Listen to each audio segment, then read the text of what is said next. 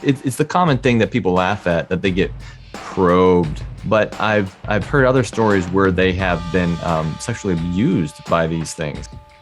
Yeah, it's like it opens a doorway to them because it's not supposed to happen to a child.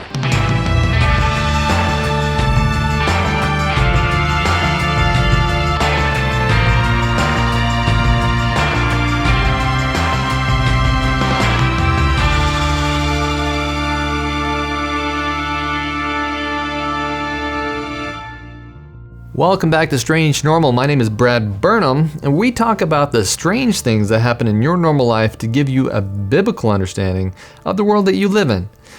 And tonight, we have an amazing story from Cory Pressler. He has quite the experience.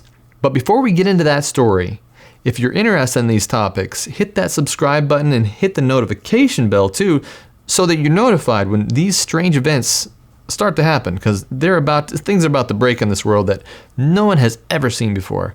And if you feel this is an important topic, please contribute using the donation links in the description below. Now let's get started. Thanks for coming on the show tonight, Cory.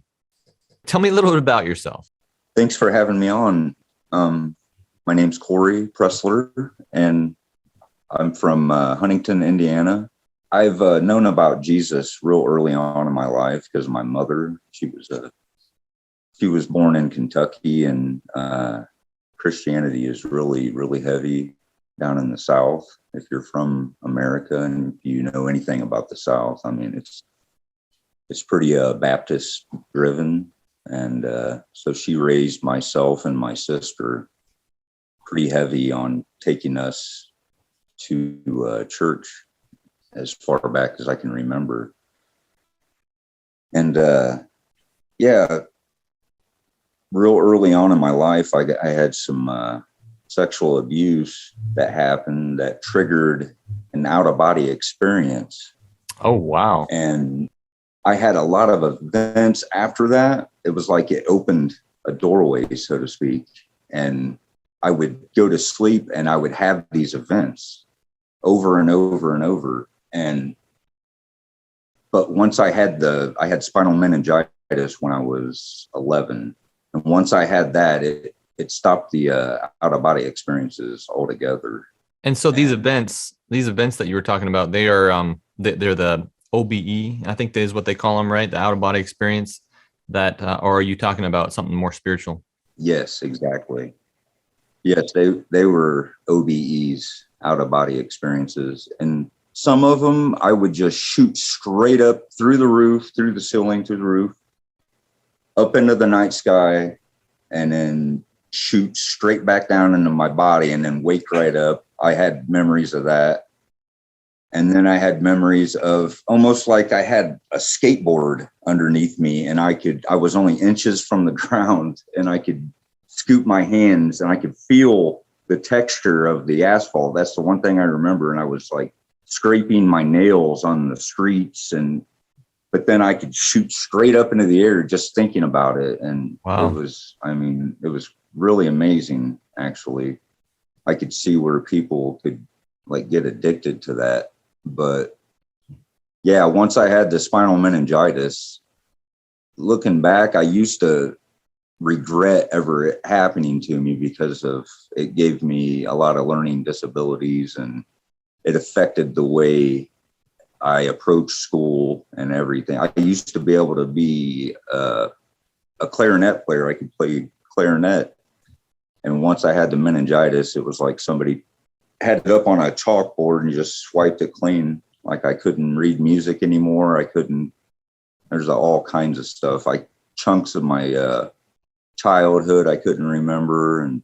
And yeah, but now looking back, I look at it as Jesus was saving me from those OBEs. Mm-hmm.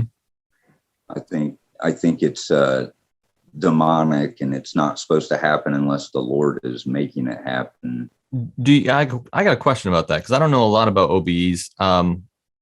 But is that related to remote viewing? I know there's often been papers that have come out in the government recently that's talking about how they've been experimenting with remote viewing, where supposedly they use some kind of spiritualism to look in places that they're not at.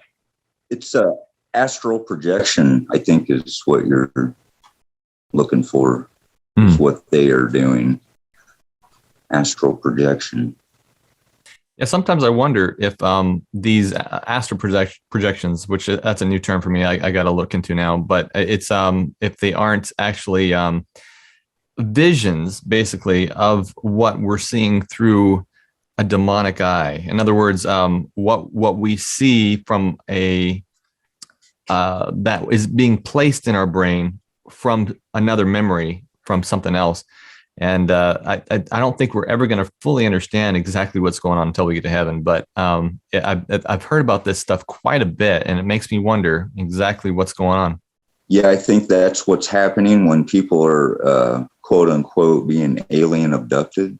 I think it's a form of hypnotism, and plus you got to understand, these are fallen angels, so their natural created ability when they were good was to go to the prophets and give them visions, and they would see, complete, accurate visions of whatever God wanted to relay to them. And so imagine that, but now you're evil. So they can basically make you see and feel and do whatever they want, especially if they have control, if you've accepted them in, invited them in somehow. And that's actually a really good point you bring up. And I want to ask you this. Did you ever have any drugs involved? And the only reason I ask that primarily because oftentimes I found that when we take drugs, they inhibit the frontal lobe of our brain, making us unable to say no to things. Just naturally, something as what we seem innocuous as alcohol can cause us to slowly cause our reactions to be slower and cause us to be uninhibited, maybe even uninhibited spiritually. And so was that any part of your life at that time? No, this was when I was young. This was when I was from ages 6 all the way to about 11. Okay. But I did, right after that, I got real heavy because when I had the recall, the sexual trauma and all that came with it, along with the memories of the OBs. And so I was covering it up with drugs and alcohol. And that went on for about 20 plus years. I'm on my 7th year of sobriety. Wow. I'm still going through a clinic that's helping me through this, plus Jesus. But I was real heavy into the ancient alien theory while I was using and abusing drugs.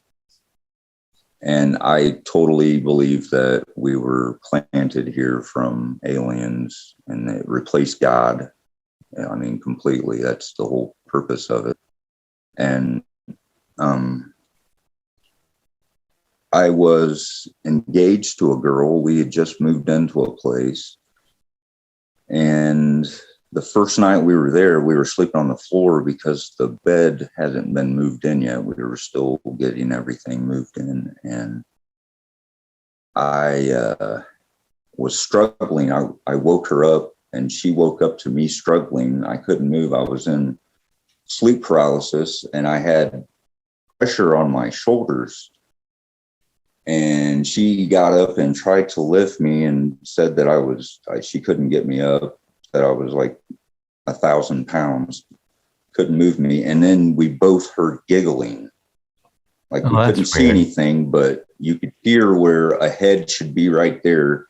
And like its knees were on my shoulders and it was giggling. And we both heard it because we looked at each other immediately. And eventually it just kind of faded away. The pressure kind of went away. The paralysis kind of went away, but we both heard that. I mean, there was no denying it, but like after that, like the next couple of days, we didn't talk about it, but she just wanted to act like it didn't happen, but I knew exactly what happened. And so like a week after that, maybe 2 weeks, I started a job at a dairy distribution place, and one night I went out this side door where I was working, and I would go out there to have cigarettes. And I saw my boss, and I was trying to talk to him, and he's looking up in the sky, and I happened to look up where he was looking, and I saw 4 orbs, and they were moving real slow, and I thought they were all separate craft. And then 4 turned into 8, 8 turned into 16, and then this thing just was like the size of about 3 to 4 football fields. Right in front of me. It was the shape of a triangle, but the bottom of it was rounded off. And then about a year later, I think, maybe 2, I was watching sightings on Sci-Fi, and I saw the Phoenix Lights. Mm-hmm. And that was exactly what I'd seen. It was the first time I'd ever seen or heard about the Phoenix Lights. And it was exactly what I'd seen. But when it happened, there was no wind, there was no sound.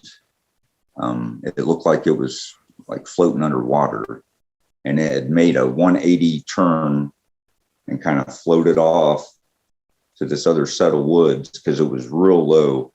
It was only treetop height, maybe 2.5 houses high, like a single story house. And then it just floated off real slow. How old were you at the time? That was 99, 2000. So,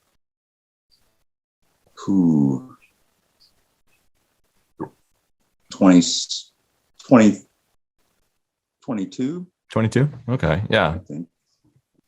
So, yeah.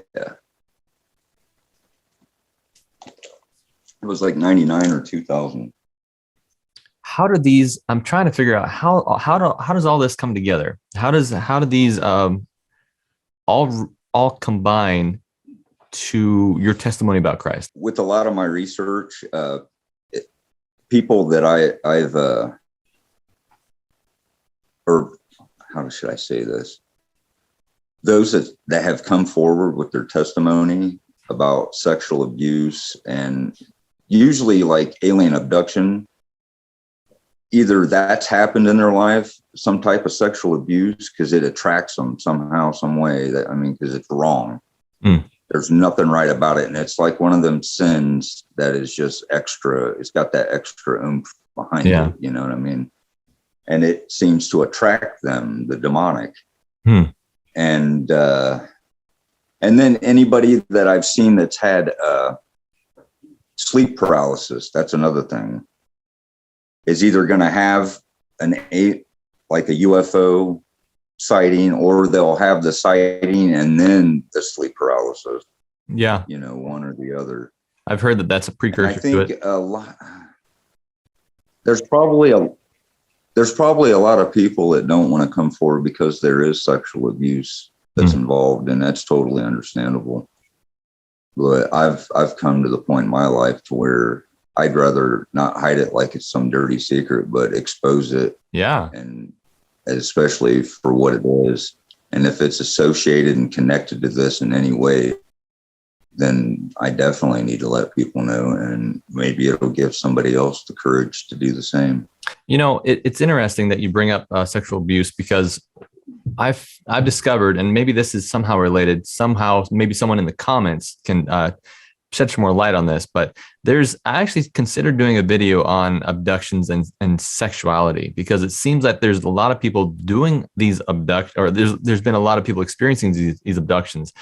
And during the abduction phase, they get sexually molested. Not only are they being, it's the common thing that people laugh at, that they get probed, but or some operation on them, or some and this isn't something to laugh at, but something even impregnates them. But I've heard other stories where they have been sexually abused by these things, and it's a very strange thing that happens. And I wonder if if it's initiated by sexual abuse that's already happened in the person's life, and these demonic entities bring to mind those memories during this time that they are making this individual experience these things. I'm just playing with ideas in my head. This is all speculative. I have nothing to prove this, but it's an interesting thought. Yeah, it's like it opens a doorway to them, because it's not supposed to happen to a child. That's an experience that is way off in years. And then, yes, you're completely correct. I mean, Carla Turner, she's a good example. She's passed away now, but her whole family was being abducted, and they were all being sexually assaulted. I mean, from mother and father all the way down to the children.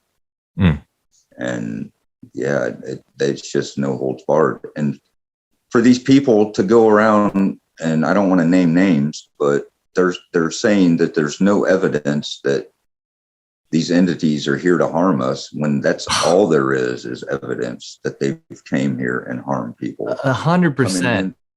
I can't even think of the word now. The jury's out on why this is happening, for sure. But the absolute truth is that these things are these demonic entities are trying to portray themselves as the good guy. Well, we see the evidence. I guess the Bible calls it the fruits. You will know them by their fruits.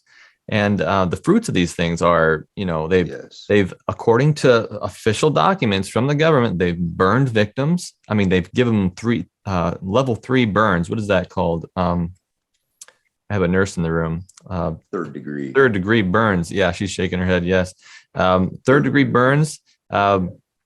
They've given them radiation poisoning. They've altered the brain so that it doesn't function as well as it used to. I mean, this isn't some grandma in the basement that's seen some lights, and they've said that there has been medical emergencies because of these things. Pilots have died after going after these things. Ships have had their ammunition ricocheted back from these things and destroyed. I mean, all this is coming out into the news and right now, and people are still saying these things are benevolent. It just blows my mind. Anyway, off my soapbox. Yeah, even L.A. Marzulli just had a video about, I can't remember who it was that just released, talking about women that are getting pregnant when they're not having sex with anybody, but they remember being abducted. And or they're getting pregnant and then the baby just disappears. Right. The sac, the embryonic sac that goes around it is supposed to, like, if it's a miscarriage, the whole sac and everything's supposed to go, but the sac is being left behind. So I'm very, this confuses me a lot, actually. Because I haven't to date, and this might change. Maybe someone in the comments might be able to correct me on this, but I haven't found any official record of someone saying, I have been pregnant and I've had it delivered. There might be someone that eventually says that, but it hasn't been officially confirmed. Right.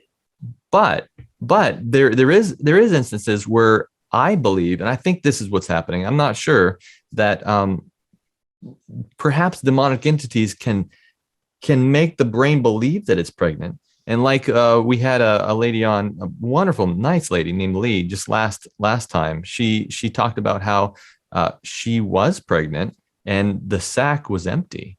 And so that tells me that the body thought she was pregnant, and it went ahead and started this process, but there wasn't anything there. And so that makes me think the brain's pretty powerful, and that perhaps these entities are causing this to happen. Anyway, I'm talking way too much. This is about your testimony, not mine, but it's a fascinating thing to think about, isn't it? Yes. Yeah. It's like when you're under hypnosis, they can tell you that there's a cat in the room and the cat has scratched you, and the mind will create the scratch. And even people that have been affected by alien abduction will go to a hypnotist. Memory regression. Yeah, memory regression. I've heard of that too. it'll activate an abduction right there. It'll activate whatever. It'll bring in the entities. Exactly. That's exactly what it is. Hypnosis is nothing to be played with, because it's allowing these entities to go in and manipulate your mind, and then they can put in there whatever they want, and you could think, oh yeah, well, that's exactly what happened, and that's what happened to me in such and such a date. I've even heard people talk about how, oh well, in a past life, according to my memory regression, I was a butterfly or something like that, and we know that's not true. And so it's obvious to me that these entities are using this hypnotism to play with people's minds and make them think that they are what they aren't. That's why we can't play with that stuff. Yes. Yeah, it's very dangerous. It's a slippery slope, and you're opening yourself. It's no different than playing with the Ouija board. Right. You don't know what you're going to get.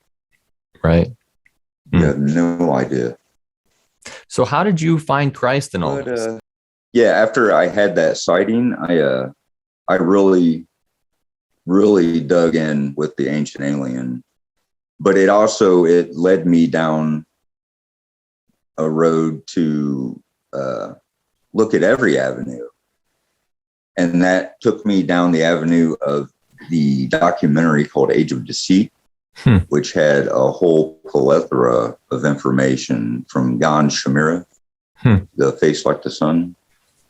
And I had seen where there was a story of a guy that had cried out to Jesus Christ and ended his attack.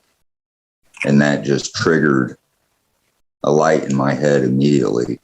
And then I went to the website that the testimony had come from, and I saw there was just hundreds and hundreds of testimony of others. And wow, it affected me so much that all my experience with Jesus Christ before and what I was seeing there at that time, it just opened up the floodgates. I accepted Jesus right there on the spot. I dropped to my knees, asked for forgiveness. I mean, it wasn't because I was being attacked and I cried out to Jesus and it felt, that's not where my testimony is coming from. It's because of others' testimonies that brought me back to Jesus, because I had backslid, so many times when I was younger growing up because of drugs and alcohol and just, life.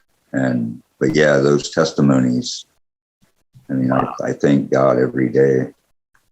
Wow. So you started claiming the name of Jesus Christ and these things stopped. Did it stop immediately, or did you take some time for this to I didn't have there was no sleep paralysis after that. There was no more UFO sightings, no paranormal anything. Wow. Just a lot of the drugs, wanting me to use drugs, that was really being attacked on me, but I pulled away completely from that. And like I said, I haven't used in 7 years. Wow. So, wow. Yeah, it's a powerful thing. That was 3 years ago that I gave myself to Jesus. So how long ago was your last experience with this, I guess is the word? With the supernatural? That would have been the UFO sighting. Is there anything else you want to share that you feel impressed to share about?